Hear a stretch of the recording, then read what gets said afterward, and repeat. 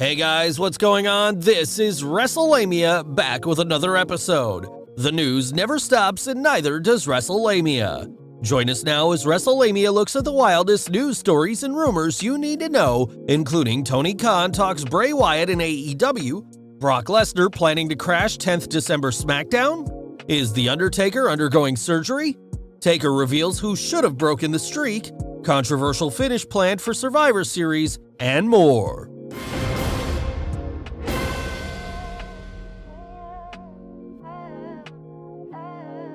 Tony Khan talks Bray Wyatt and AEW.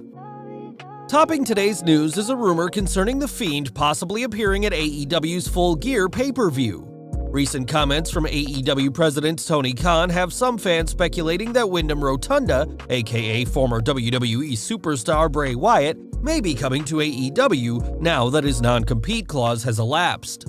Add in the facts that AEW is holding its Full Gear pay-per-view and the company is known for making big debuts at its featured shows, and the rumors are flying. Khan spoke to the media ahead of the pay-per-view and was asked whether Wyndham might show up. As noted by comicbook.com's Connor Casey, Khan stated that he hadn't talked to Wyndham since Chris Jericho's birthday bash. However, he did say, "I like Wyndham a lot, we'll see what happens. I haven't talked to him about coming to AEW." AEW's top executive was also asked whether the promotion plans on bringing in any stars from Ring of Honor in light of the company's stars being free to work elsewhere. Note, ROH is going on hiatus after December's Final Battle pay-per-view, and the company released a slew of stars. Khan answered, "I can't say with any certainty, but we'll see what happens on the business side," regarding Ring of Honor's tape library, which may or may not be up for sale. As far as the talent goes, stay tuned to AEW. Now it's time for Wrestlelamia to put Khan's comments into our Cyberdyne 3000 kayfabe translator. According to the Magnificent Machine's readout, fans shouldn't be surprised if Khan has been talking to Wyndham lately, and that he'd like to bring the former Fiend into the promotion as soon as possible. The only thing stopping this is that Rotunda is supposedly making a film with his friend and special effects makeup artist Jason Baker. There's always the possibility that Rotunda could be playing the fans with the film announcement, but it's not the first time fans have heard rumors of Wyndham wanting to make movies, so as is usually the case, fans will have to wait until Full Gear to see whether he debuts. As for ROH's wrestlers, common sense would dictate that AEW already has too much talent to add anyone else to the roster, but Tony Khan has said that he's interested in signing talent from WWE's releases, which suggests that he might bring in one or more wrestlers from ROH. Brock Lesnar crashing SmackDown? Brock Lesnar is currently suspended indefinitely from the WWE, but has the Beast Incarnate found a loophole to get revenge on Roman Reigns and the Bloodline? A recent tweet from the venue the Staples Center, which is hosting the 10th December edition of SmackDown, has fans talking. The suspended Brock Lesnar vows to buy a ringside seat in Los Angeles for WWE Friday Night SmackDown on December 10th. Get yours! The timing for Lesnar returning to the mix seems about right, as the WWE is airing its first 2022 pay-per-view on 1st January, followed by the Royal Rumble later that month. Rumor has it that the WWE plans on featuring Lesnar vs. Reigns at WrestleMania 38, so this could be a good way to build up Lesnar returning and winning the Royal Rumble, then battling Reigns at next year's Showcase of the Immortals. WWE planning wild finish at Survivor Series? Survivor Series is fast approaching, with the WWE booking two huge inter-brand matches that'll pit Becky Lynch vs. Charlotte Flair and Big E vs. Roman Reigns. As big as the men's match will be, more on that later, the WWE seems to be going out of its way to build up Lynch vs. Flair. Unless you've just awakened from a 2-month coma, you know that there have been a surge of stories reporting that Becky Lynch and Charlotte Flair have legitimate heat and even had a backstage confrontation a few weeks back. Wrestlelamia has suggested that the abundance of stories over wrestlers not caring for Charlotte may be a work. During an episode of Wrestling Observer Live, Brian Alvarez commented, "What did I say? I said that they're going to try to convince you that this was a storyline, and they're going to try to convince you that all of this was planned. Now we've got this interview where she's not ribbing on the square, but there is a reality that there are a lot of issues between these two, and we saw it play out on television, but it's abundantly clear that they are using this now to build up Survivor Series." Ringside News also noted that Alvarez thinks the WWE is going to recreate a famous angle from 24 years ago. It was also noted that WWE might be trying to recreate a Shawn Michaels and Bret Hart moment this year. They used HBK and the Hitman in a video package this week as the company highlighted the Montreal Screwjob.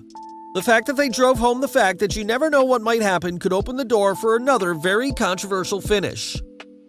The WWE has been less than subtle about this supposed nuclear-level heat between Becky and Charlotte, and while Wrestlelamia knows top stars occasionally get under each other's skin, the number of stories that suddenly have popped up have us skeptical as to how much animosity there really is between the two. Big E versus Roman Reigns disaster? The WWE is hyping Becky versus Charlotte, but what about the finish for Big E versus Roman Reigns? With both men squaring off at Survivor Series, will Reigns score yet another win, finally face defeat after a year of being undefeated, or will the WWE book a non-finish? Big E has been getting a slow but steady push, and WrestleLamia feels that the New Day member is well on his way to becoming a bona fide main eventer. However, a loss to Roman Reigns could hurt his momentum. At the same time, WWE supposedly wants Roman to stay undefeated for some time to come, which puts the WWE in a bad situation. What do you think WWE should do? Remembering Angelo Mosca. Wrestlelamia is sad to report the death of legendary wrestler and football player Angelo King Kong Mosca. Mosca was a fearsome 6'4", nearly 300-pounder who terrorized opponents in the Canadian Football League, or CFL, before becoming a full-time wrestler. Mosca rose to fame in Stu Hart's Calgary Stampede wrestling promotion and worked as a heel until eventually turning babyface. Mosca worked in a variety of territories in North America and, in his later years, briefly served as a color commentator for Maple Leaf Wrestling. Mosca's charitable work and time as a CFL player made him a Canadian hero.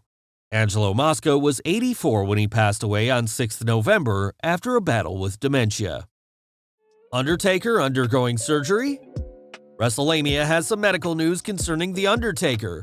During an appearance on Norman D. Invasion, the Dead Man discussed his plans to undergo the knife in the near future.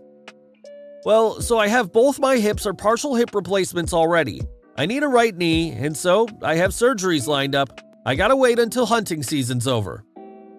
With a career dating back to the 1980s, there's no doubt The Undertaker has some major wear and tear on his body. Now that he's officially retired, the Phenom may finally be able to get some relief from the accumulated damages inflicted during his wrestling career. However, don't take this as a sign that The Undertaker plans on returning to the squared circle. As discussed earlier this week, The Undertaker feels his in-ring career is over, and that while he could wrestle again, he doesn't want to let his fans down with a subpar match. Undertaker claims Michelle McCool is underrated.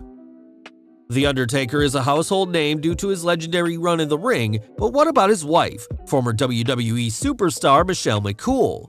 Taker spoke with the Dallas Morning News recently about how he was recognized at a Dallas Cowboys game, but that his wife wasn't. You know what? I could get on a rant there. I think she's probably one of the most under-recognized WWE superstars for what she did while she was there and the groundwork she fought for, right? To where the women are now. The women are pretty much on the same level now as the men. They've headlined WrestleMania. She was one, when she was active with the WWE, was never satisfied with the role that women were given. She fought. She went back and forth. McCool, a two-time Divas champion and two-time WWE Women's champion, could have used her relationship with The Undertaker to try and leverage WWE. However, Taker revealed, and to her credit, never asked me once, will you go talk to Vince or will you do this? She always wanted to do it herself. And I just wish people really understood how much she fought for the women and the opportunities to do the things the women are doing now. To her credit, there was a lot of love. Obviously, there wasn't the big fanfare, but there was a lot of people in the stadium that recognized her and were very kind to her. That's always well appreciated. Do you think Michelle McCool is underrated, or is it more a case of her being overshadowed by the mega success of The Undertaker? Let us know what you think in the comments below. Undertaker talks ending the streak. During his chat with the Dallas Morning News, The Undertaker also reiterated his thoughts on who should have broken his WrestleMania streak. I don't know if Brock was the right guy. I like Brock. Me and Brock are friends. I don't know that Brock needed that win. Brock was a bona fide superstar at that point, so I don't know that he needed it. Roman, definitely, that was the right call. I just wish he may have been the first. I wish I could have reversed them, you know what I'm saying? If Roman would have been able to do it, I think it would have increased the value. The question of whether the streak should have ever been broken remains one of the hottest subjects in wrestling. Bret Hart graduates college. Last but not least, congratulations to WWE Hall of Famer Bret Hart, who recently graduated from college. Dave Meltzer is reporting in this week's Wrestling Observer newsletter that Bret Hart, who gave up college studying film to become a pro wrestler at the age of 19, graduated this past week at the age of 64 with a BA in Health and Physical Education from Mount Royal College in Calgary. The Hitman has done many things in his life besides wrestling, including starring in TV shows and playing the genie in a stage version of Aladdin. Well guys, there you have it, the latest and greatest in professional wrestling. What do you think of these stories and rumors? Be sure to leave your comments, and don't forget to subscribe to our channel, follow us on Instagram and Twitter, and I'll see you next time for some more wrestling content.